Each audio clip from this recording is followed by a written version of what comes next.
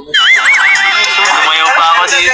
Edu ay mapapalaban nga ba at makakasayaw sa harap ni VNC para lalong mas kiligin nga po ito. Habang kinikilig nga po itong si Edu, karamihan sa Team EDSI, my God, binalik-balikan itong episode na to, no, kasi kita naman po natin yung effort po nila at yung konting kembot lamang po ni Eds or konting galawan lamang po ni Eds. Ay my God. Kinikilig na po ang karamihan, lalong-lalo na po si Briancy, kahit titig lamang po ni Eds. Ay my God. Sobrang kilig na po siya. Kahit sino naman po, di ba? Ayan, maraming salamat po sa lahat ng nandito. Naway patuloy po nating suportahan si Kalingap Rab, Val at ang buong team Kalingap.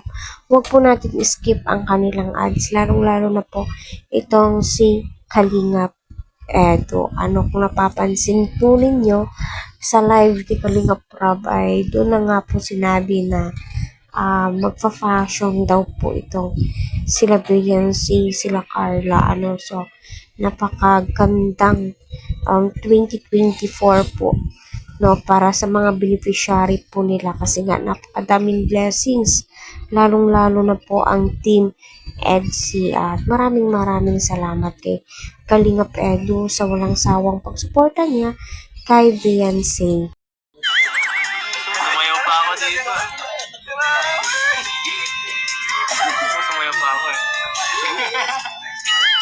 Di man lang ikaw ay